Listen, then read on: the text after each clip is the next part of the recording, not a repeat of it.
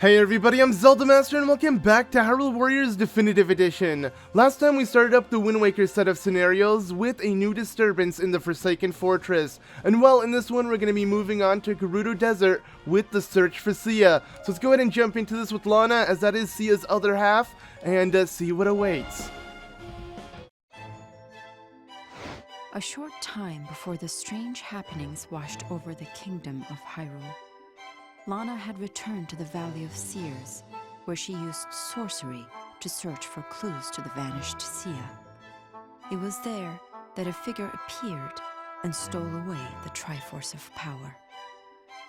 It took Lana by such surprise that she never had a chance to identify the thieving villain. At this point, the strange happening in Hyrule occurred, and Link was sent off to investigate. Lana sensed that a Gate of Souls had appeared in Gerudo Desert.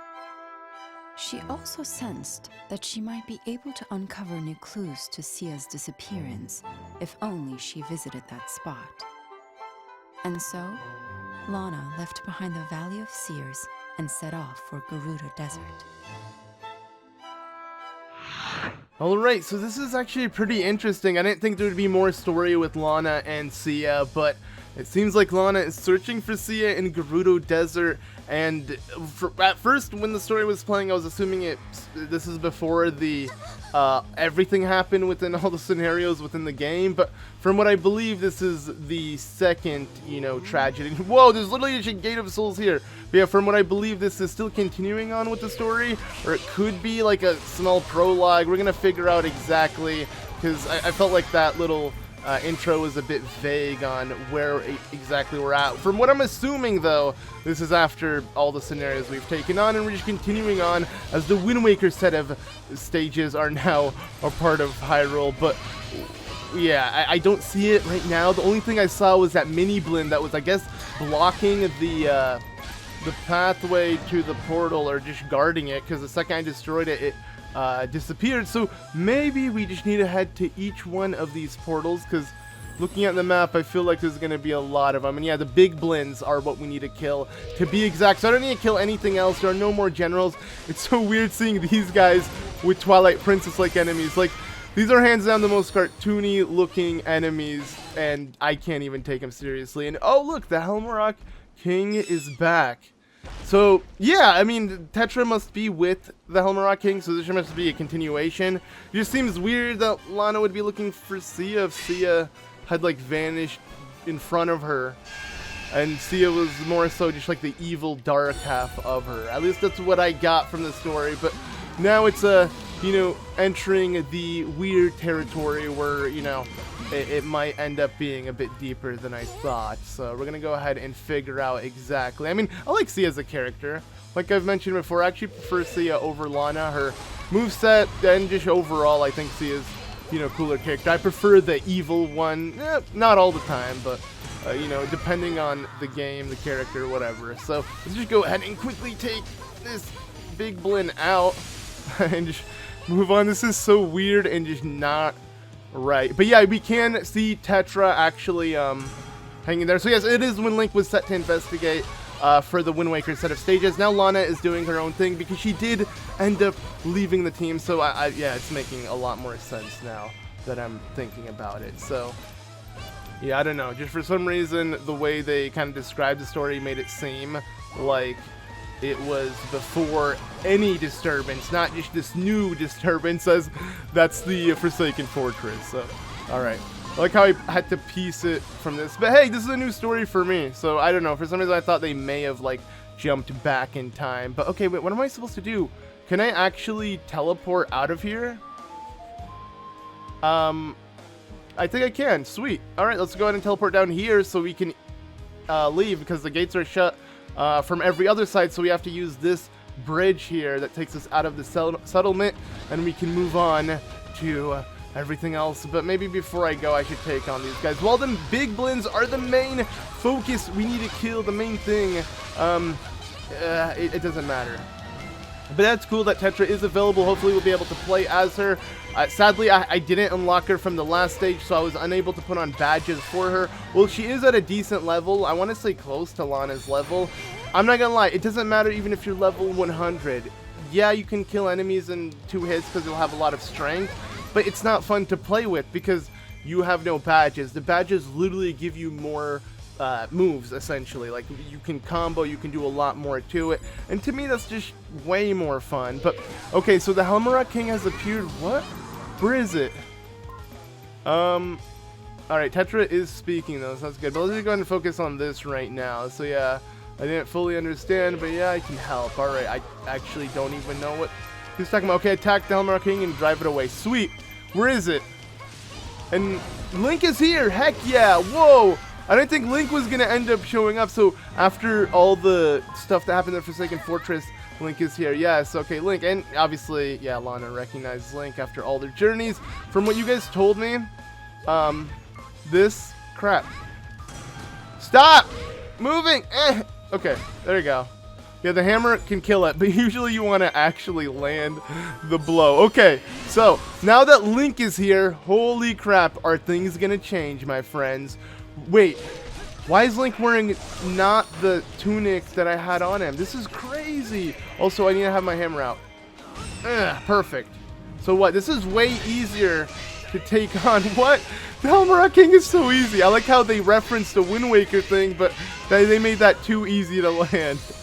Like, he just misses. I didn't even know he was going to attack. I just see his head in the ground. That was so funny.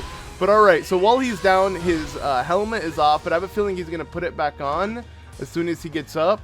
Like, yeah, okay, it just cuts, and now he's retreating. Cool. I think maybe I did too much damage to it.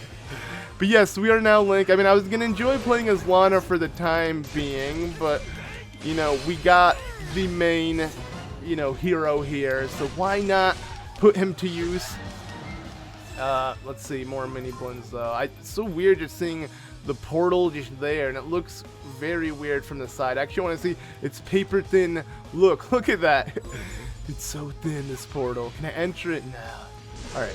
Well, obviously I can't. I don't know why I was actually thinking something would happen. It'd be cool if it, like, there was some effect to it, like it slightly shaked, or I don't know. I don't know what a portal will do. But whoa! Looks like I broke the portal along with it, but now it's just a guy. Alright, so there's a little Zolfo as well. I don't know why, but he is a general on my map, so that means he is important to kill. I must quickly annihilate him. Die. Okay, there you go. Perfect. Whoa, way more Zolfos from the Northern Desert. Okay, cool. Let's just keep killing him. I'm really glad I got to play as Link now, because, yeah, Lana is fun, but as you can see, just Link is ridiculous. Now, I feel like it just depends on the character. Lana has decent attack range, but like, what makes a character extremely OP in my opinion isn't the damage rate. It's more so the AoE, like the area of effect they can land. Like Link, as you can see, he has so much area of effect with his hits, because well, there you go, a spin attack, everything around me is dead. With Lana, it's more so I gotta save up my Muso to really deliver fine blows like that. Okay, you know what? You guys suck. These freaking choo-choos move too fast. They're just sliding and slipping all over. I can't even deal with them. Geez, okay. So Lana continues to deal with all the commotion around here. I actually need to head back to my base. Now, I just realized sometimes I need to utilize this, because, well, you can run pretty fast in this game. Yeah, there's no loading here, so I might as well just use this. If there was loading, I'd definitely save it, but whoa, look at our base. It is not looking good at all. Actually, do we even have a base? We probably don't. So there's nothing truly to worry about, but still, I need to rescue that Goron captain. Need to make sure at least the few allies we have are good to go, and there's nothing wrong with them. Let's go ahead and do this and Muso here. But yeah, this is just what I love so much about Link. I'm not even, like, trying to target specific people. It's just happening. People are dying as I'm attacking. It's super nice. So yeah, I just love, you know, characters with AoE. Ganondorf obviously has a really good AoE as well, but I mean, I feel like every character should. This is a game about slaughtering hundreds and hundreds of thousands of enemies, so you want to make sure you have really long range with your attacks. But I just feel like, yeah, some characters do differ with how their combos work. Don't get me wrong, Lana still has some good area of effect. It's just not as good as Link, because Link, it just takes one charge up and boom, everything around. Like, I don't have to even try to focus someone. It's just, I do it and people are dead. That's all that happens. That's why I freaking love so much about Link, and that's why, in my opinion, he's one of the top tier characters. But like I said, I'll make sure to do a top 10 characters once we finish this. We're actually so close to finishing the main story, so once I do, I'm just gonna play the crap out of you know, the few characters I haven't really played, and then kind of make a list on what my favorites are. But I already know without playing Tetra, because I did play Tetra already. Like, I played, believe it or not, guys, I played them all in the Wii U version of the game. Well, they did include the whatever. Oh wait, they stopped attacking Tetra. I was supposed to help Tetra too, my bad. But yeah, well, they didn't add these cool scenarios in the Wii U version. They did add all the characters, so I was able to play with Toon Link and like all those characters a good amount. I feel like I got a good gist on, you know, who's my favorite. But I feel like it's at least necessary for us to finish the story for us to really get into a top 10. So yeah, with the few scenarios we have left, I'm definitely gonna get into it. So, you know, if you're watching this, especially not around the time it's released, expect that video to already be out. But okay, as you can see, there's a lot of enemies moving forward, and Tetra is in dire need of help. Also, hey there, Gold Skulltula. I don't normally set out for these, but you know what? This is actually going to be a new illustration piece, probably, because it's of a new level, so maybe it'll look pretty cool.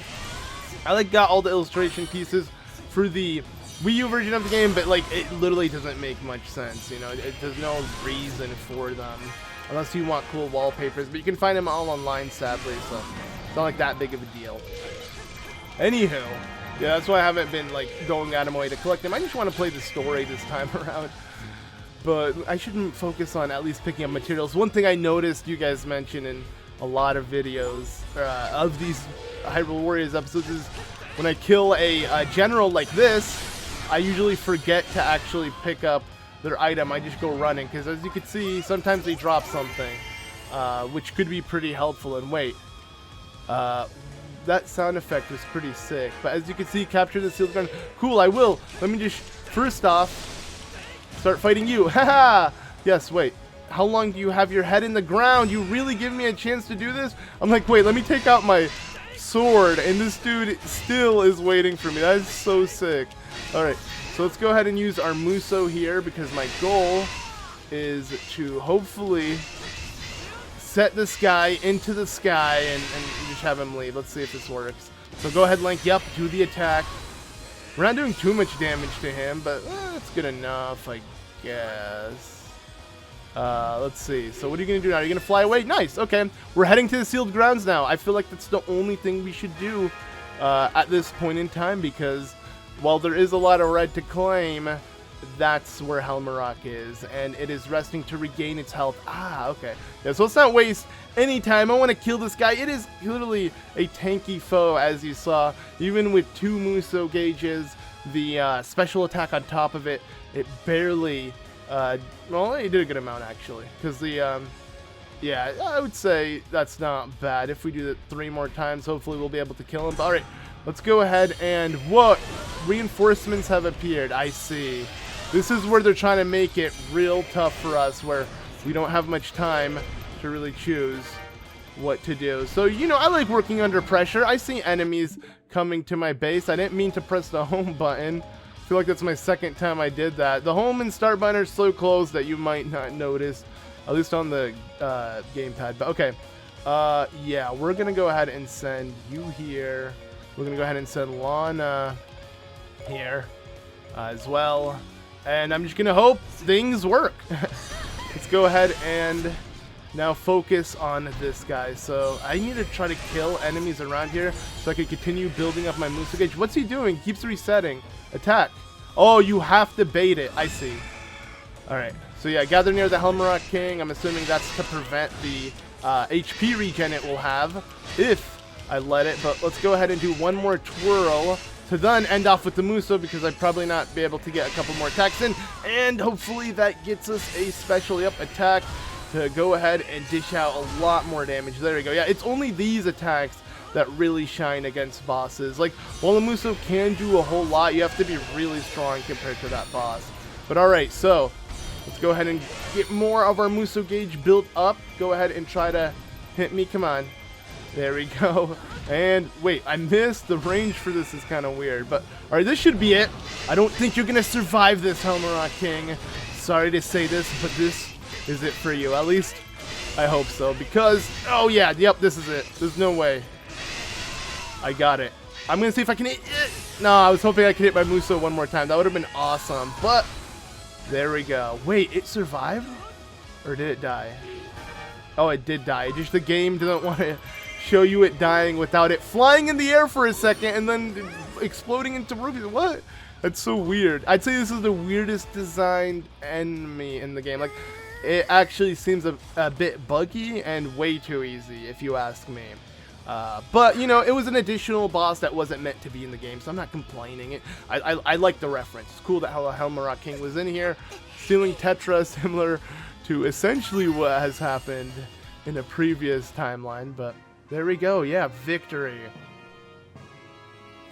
Not bad. I mean, they definitely made this feel slightly Wind Waker-esque with us being in Gerudo Desert, which has nothing to do with the Wind Waker. But alright, so there we go. There may be a cutscene after this, but if not, let's see what scenario waits for us next.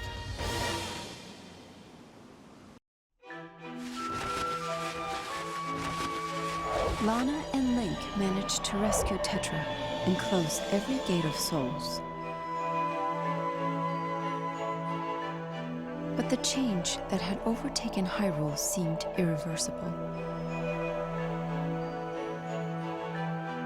Lana, Link, and Tetra were all at a loss as to how to remedy the situation. Just then, when they were most in need of help, a certain legendary figure appeared before them. He was King Daphnis Nohansen Hyrule, the King of Red Lions himself. In Tetra's world, King Daphnis was the ruler of the ancient kingdom that had been sealed away. By divine command, he revealed himself, hoping to save a world rocked by strife. He explained that the cause of the conflict was an evil presence in Tetra's world.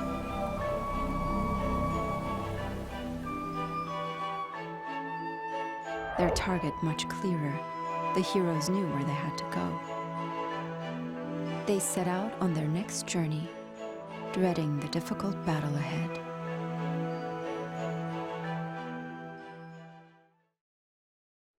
Alright, so that was pretty interesting. I totally forgot that Daphnis Nohansen Hyrule might make his way into the story, because he is a playable character. Yes, the King of Red Lions is a playable character in this game. A really weird choice, but you know, for a Wind Waker character, I'm not complaining. Either way, though, yeah, it seems like, did Lana just kind of forget this whole Sia debacle? And this is what confused me in the beginning.